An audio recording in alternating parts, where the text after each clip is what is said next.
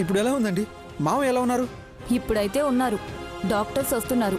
ఎందుకైనా మంచిది మీరు వెంటనే వస్తే ఆయన విద్యను చూసుకుంటారు. ఇప్పుడే వస్తాం. విద్య ఏడోకు, ఏం కాదు, పద మనం వెళ్దాం. పద పద త్వరగా రా.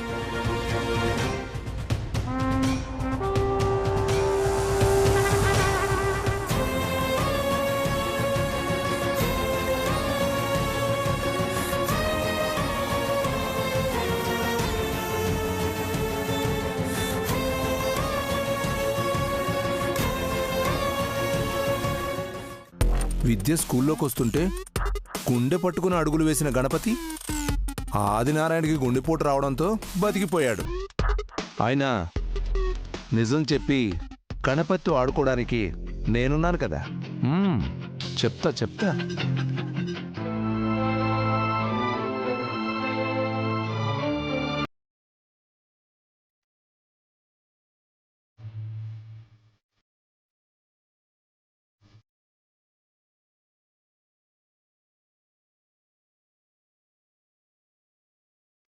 నానా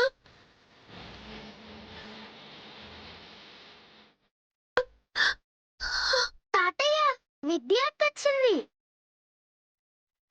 నానా నానా నానా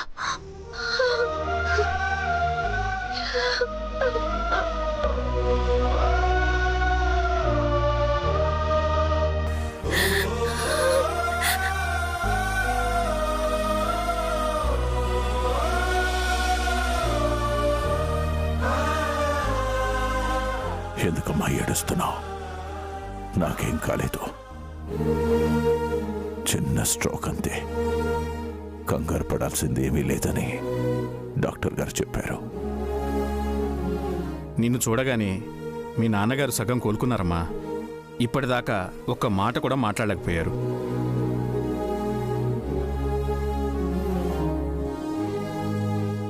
డాక్టర్ గారు, అసలు ఏం జరిగింది?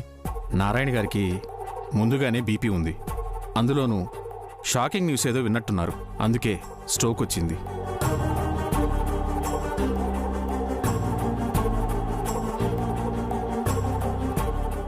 అయినా పర్వాలేదండి, చిన్న స్ట్రోకే. కానీ ఇక నుండి నారాయణ గారిని గాజు బొమ్మలా చూసుకోవాలి. ఈసారి స్ట్రోక్ వస్తే కండిషన్ చాలా సీరియస్గా ఉంటుంది.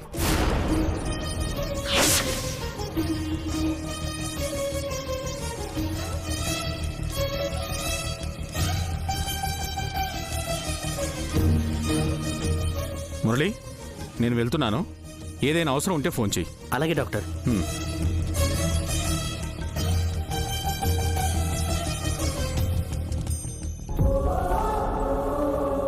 విన్నావు కదమ్మా, నాకేం కాలేదు, బానే ఉన్నాను. ఆదినారాయణ పుట్టుక్కున పోయేలోపు మంచి మార్కులు కొట్టేయాలి. బావగారు, హాస్పిటల్కి తీసుకెళ్లాల్సింది కదా, ఇంకా ఫుల్ ఫ్లెడ్జ్డ్గా చెక్ చేసేవాళ్ళు. అంబులెన్స్ వచ్చి తీసుకెళ్ళడానికి టైం పడుతుందని డాక్టర్ గారే వచ్చారు. అసలేం జరిగింది నాన్న? నువ్వున్నంత వరకు ఇంట్లో మనుషులు, పరిస్థితులు అన్నీ బానే ఉన్నాయమ్మా. చాలా సంవత్సరాల నుండి మురళి నాతో పాటే వ్యాపారం చూసుకుంటున్నాడు. వ్యాపారం చేయడం నేర్చుకున్నాడు అనుకుని ఎప్పటికైనా వ్యాపారాలు చూసుకోవాల్సింది మురళినే అని కొన్ని పవర్స్ మురళికి ఇచ్చాను. డబ్బు మనిషిని మార్చేస్తుంది, మనిషిని మనిషిగా బ్రతకనివ్వదు. ఎన్నో ఏళ్లు నమ్మకంతో పనిచేస్తున్న ఫైనాన్షియల్స్ బుద్ధి వక్రబుద్ధిగా మారింది. అది మీ అన్న గమనించలేదమ్మా. డాక్యుమెంట్స్ చదవకుండానే సంతకాలు పెట్టేశాడు. వాళ్ళు మోసం చేశారు.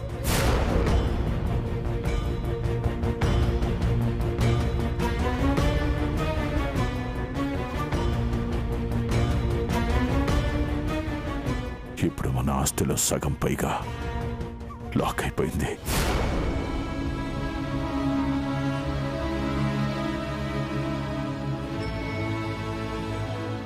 మీ అన్న చూసుకుని ఉండాల్సింది. వ్యాపారస్తుడికి ముందుండాల్సిందే సహనమని ఎన్నోసార్లు చెప్పాను. సారీ నాన్న, మీ వేలిముద్రలు ఉన్నాయని గుడ్డిగా సంతకం పెట్టేశాను. వేలిముద్రలు ఎప్పుడు వేశానో నాకే గుర్తులేదు. నేనైతే చదవకుండా ఏ పత్రాల మీద సంతకాలు పెట్టను. వయసు పెరుగుతుంది కదా మావయ్య, మీరు మర్చిపోయినట్టున్నారు.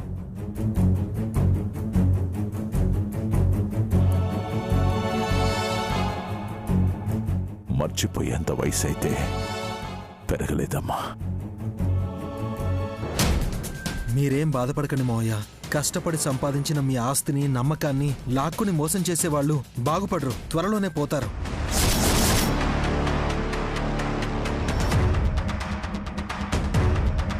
ఆవేశపడుకు సుబ్బు. నువ్వు మోసం చేసి నిధి మెళ్ళో తాళి కట్టావు. ఒకళ్ళనే ముందు నువ్వొకసారి ఆలోచించుకో.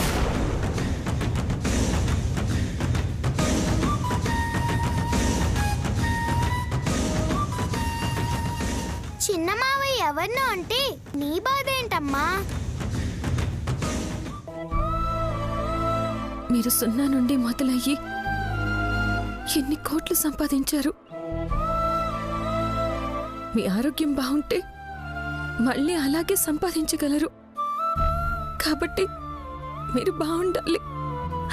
మా నాన్న ఆశీస్సులు మాకు తోడుగా ఉండాలి. నిజమే నాన్న, మీరు ఎలాంటి టెన్షన్ తీసుకోకండి. వేరే ఊళ్ళలో ఎక్కడెక్కడో ఆస్తి కొన్నారు కదా, అవి ఎక్కడెక్కడున్నాయో చెప్తే నోట్ చేసుకుంటాం.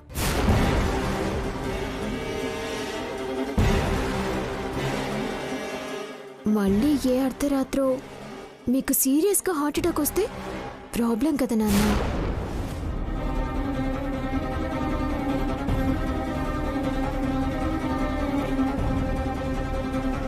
నిధి, ఏంటా మాటలు? నేను తప్పుగా అనలేదక్కా, ప్రాక్టికల్గా అన్నాను. నీకంటే లోకజ్ఞానం తెలీదమ్మా. ఇప్పుడు మనుషులు ఎలా ఉంటున్నారో తెలీదు. అందరూ మంచివాళ్ళు అనుకుంటావు విద్య, కానీ నిధి అలా కాదు. చాలా తెలివిగలది, ముందు చూపు గలది. నేను చనిపోకముందే జాగ్రత్త పడాలనుకుంటుంది. నాన్న, ఏంటా మాటలు? నిధి, నీకెప్పుడు ఏం మాట్లాడాలో కూడా తెలీదా? విద్య, నిధినెందుకు అరుస్తున్నావు? నిధి అన్న దాంట్లో తప్పే ఉంది. ఒకవేళ మావయ్య గారికి జరగరాంది ఏదైనా జరిగితే, ఇదిగోమ్మా నారాయణ గారికి మేమింత డబ్బులివ్వాలని ఎవరు తెచ్చివ్వరు. మా నాన్నకేం కాదొదినా. బలంగా ఉంటారని ఒప్పుకుంటాను, కానీ బ్రహ్మ అయితే కాదు కదా.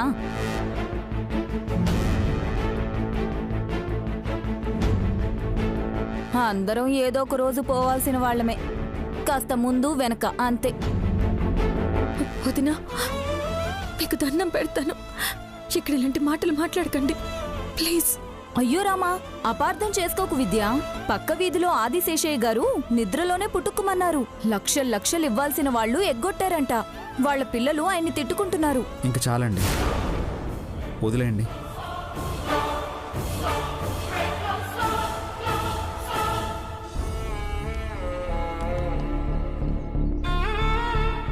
డబ్బు ఎంత చెడ్డతో మనుషుల ప్రవర్తన చూసి ఇప్పుడిప్పుడే అర్థమవుతుంది విద్య. ఈ రోజు మంచి రోజు అన్నారు, కానీ మన ఇంట్లో ఇలా జరిగింది. పాపం విద్య, నువ్వు ఎప్పుడో ఆపేసిన చదువుని మళ్ళీ మొదలు పెట్టాలని అలా స్కూల్లో అడుగు పెట్టావో లేదో, ఇలా మావయ్య గారు మంచాన పడ్డారు.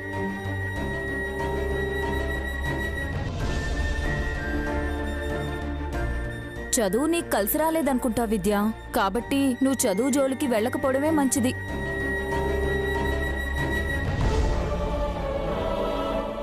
సంబంధం లేని వాటికి భలే ముడేసి మాట్లాడతావమ్మా నువ్వు. నువ్వు చిన్న పిల్లవి, నీకేం తెలీదు, నువ్వు సైలెంట్గా ఉండు. చదువు అందరికీ ఉండాలి వదినా. ఎన్ని రోజులు చదువుకోవాలనేది నా కోరిక మాత్రమే ఇప్పుడు అవసరమైంది. నేను ఖచ్చితంగా చదువుకుని తీరుతాను.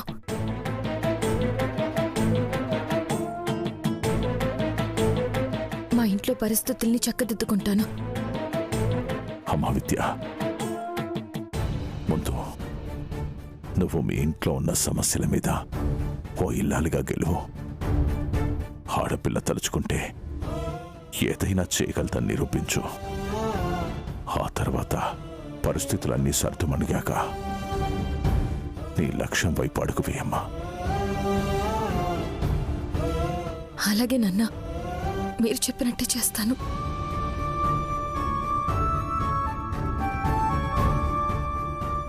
కొడుకులుంటే తండ్రికి ధైర్యంగా ఉంటుందంటారు. కానీ మీ అన్నయ్య చేసిన పొరపాటు వల్ల ముందు ముందు ఇంకెన్ని కష్టాలు వస్తాయోని భయంగా ఉందమ్మా. సారీ నాన్న. చేసిందంతా నేనైతే పాపం మా ఆయన మాటలు పడుతున్నాడు. త్వరలోనే చాప కింద నీరులా ఫైనాన్షియర్స్తో నేను కొట్టేసిన ఆస్తి నా పేరు మీదకి మారిపోతుంది. అప్పుడు చెప్తా అందరి పని నా పేరు మీదకి మార్చుకుంటాను.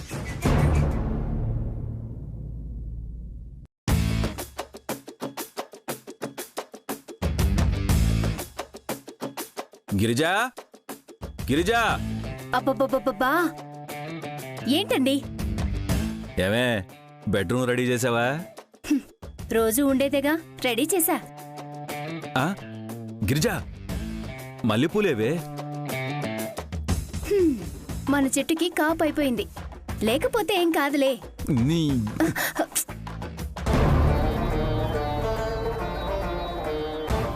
విద్యొస్తుంది, మీరు ఊరుకోండి.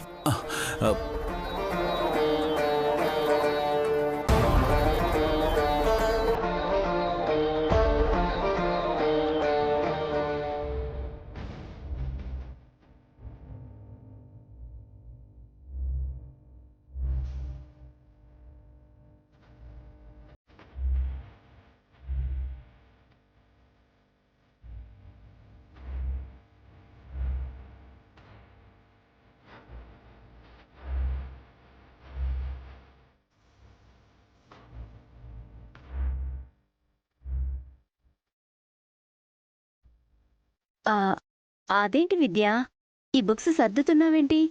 రేపు స్కూల్కి వెళ్ళవా ఏంటి? విద్యకి అసలే సెంటిమెంట్లు ఎక్కువగా గిరిజా. ఎల్లకెళ్ళకి ఇన్నేళ్లకు స్కూల్కి వెళ్తే వాళ్ళ నాన్నగారు మంచాన పడ్డారు. అందుకే పుస్తకాలన్నీ ఆటక మీద సర్దేస్తుంది అనుకుంటా.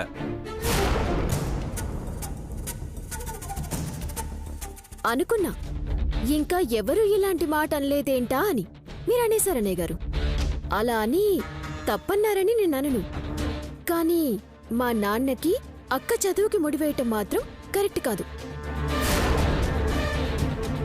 ఇలా జరగాలని రాసిపెట్టింది కాబట్టి ఇలా జరిగింది, అంతే బావగారు. విద్య, మా తమ్ముడు కొంచెం నోడుదోలు ఎక్కువ, పట్టించుకోమాకమ్మా.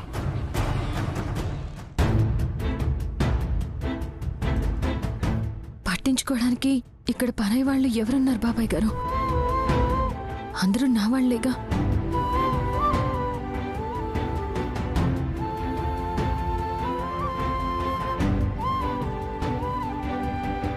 కాకపోతే నేనొక నిర్ణయం తీసుకున్నాను.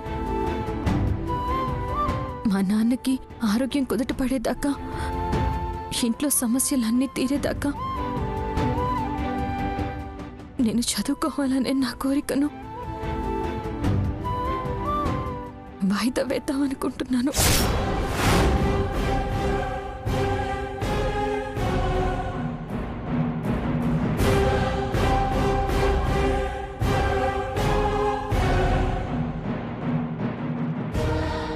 అదేంటక్క అలా అంటావ్? సమస్యలనేవి ఎప్పుడు ఏదో ఒకటి వస్తూనే ఉంటాయి. అంత మాత్రాన చిన్నప్పటి నుంచి నీ కరణి చంపుకుంటావా? ఒక్కసారి చదువాపితేనే మొదలెట్టడానికి 15 ఏళ్ళు పట్టింది. మళ్ళీ ఇప్పుడు ఆపితే తప్పదు నిధి. నాన్న కోసం, ఇంట్లో మనకున్న ఒకే ఒక్క పెద్ద దిక్కు నాన్న. ఆయన బాగుంటే మనం బాగుంటాం. ఆయన లేకపోతే మనకంటూ ఎవరుంటారు చెప్పు? నిజమేనమ్మా, నువ్వు తీసుకున్న నిర్ణయం చాలా మంచిది. పెద్దవాళ్ళు బాగుంటేనే ఇంట్లో అందరూ బాగుంటారు. మీ ఇంట్లో పరిస్థితే మన ఇంట్లో కూడా. మీ అమ్మగారు చనిపోయినప్పుడు ఎలాగైతే మీ నాన్నగారు అన్నీ తానే నిలబడ్డారో, ఇక్కడ మా అక్క కూడా మొండిగా నిలబడింది. నిజంగా ఆ రోజు మా అక్కే కనుక లేకపోతే ఈరోజు ఎలా ఉండేవాళ్ళమో ఏటో.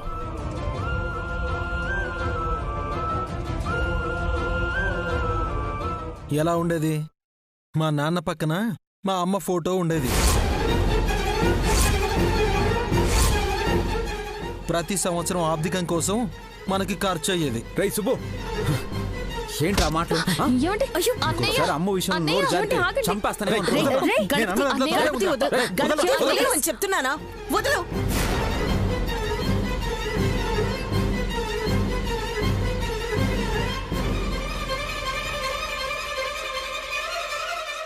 విద్య వాళ్ళ నాన్నకి ఆరోగ్యం ఎలా ఉందో అని కంగారు పడుతూ ఉన్నాను. కానీ ఇప్పుడు మిమ్మల్ని చూస్తుంటే నేను పోయాక నా కొడుకులు ఎలా ఉంటారో అని భయం వేస్తోందిరా.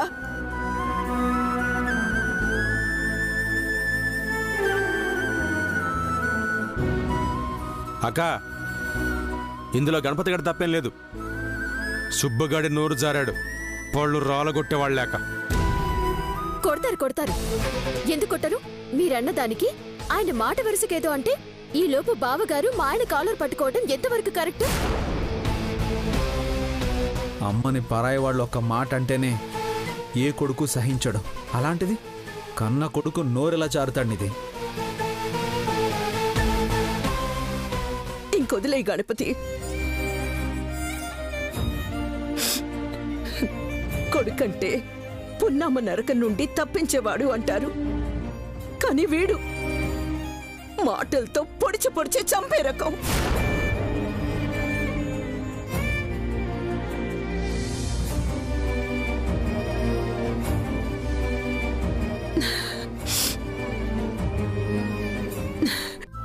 అమ్మ విద్య, మీ నాన్నగారికి ఎలా ఉంది ఇప్పుడు? పర్వాలేదత్తయ్య. కొన్ని రోజుల్లో నాన్నగారు ఫుల్గా రెస్ట్ తీసుకోవాలని డాక్టర్ గారు చెప్పారు.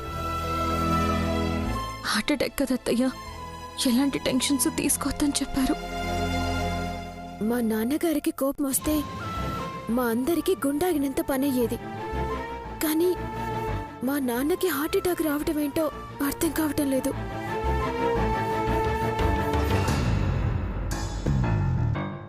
అవునిది కూతుళ్ళకి పెళ్లి చేసి గుండెల మీద భారం దించేసుకున్నాడు. ఇంకా టెన్షన్స్ ఏముంటాయి? మా పెళ్ళిళ్ళు అయిపోయాయనే ఆనందంలో హార్ట్ అటాక్ వచ్చిందేమో. హే నిధి, ఏంట మాటలు? నాన్న గురించి ఇలాగేనా మాట్లాడేది? మా నాన్న కూతుర్లంటే భారం అనుకునే రకం కాదు. గుండెల్లో పెట్టుకుని కాపాడుకుంటారు. ఆనందంతో ఆయనకి ఇలాంటి పరిస్థితి రాలేదు. కన్న కొడుకు చేసిన చిన్న పొరపాటు వల్ల సమాజంలో గౌరవం పోతుందనే బాధతో వచ్చింది. ఓహో, అంటే మీ అన్నయ్యే మీ నాన్నగారికి వెన్నుపోటు పొడిచాడన్నమాట.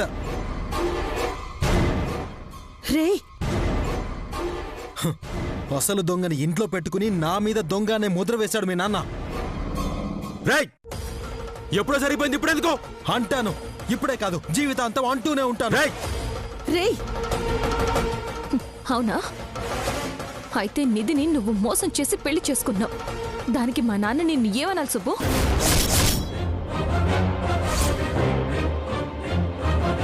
ఆయన నీ విషయంలో పొరపాటు పడ్డారు అంతే, కానీ నీలాగా మోసం చేయలేదు.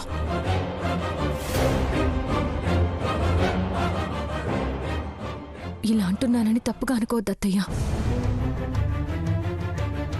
ఒకే తల్లి కడుపున పుట్టినా నీకు మా ఆయనకి చాలా తేడా ఉంది.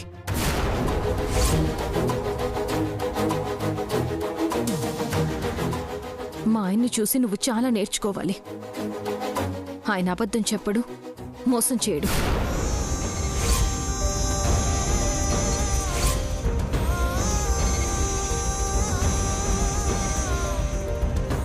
తొందరపడి ఎవరిని ఒక్క మాట తోలడు.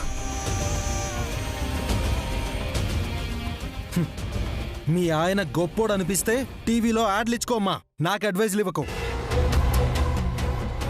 మేడిపండు చూడు మేలిమయుండు, పొట్ట విప్పి చూడు పురుగులుండు అంటారు.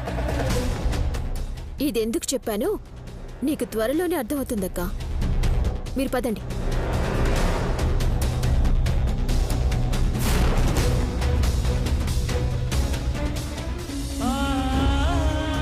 విద్య, నీకు నిజం తెలిస్తే ఏం జరుగుతుందోనని భయంగా ఉంది.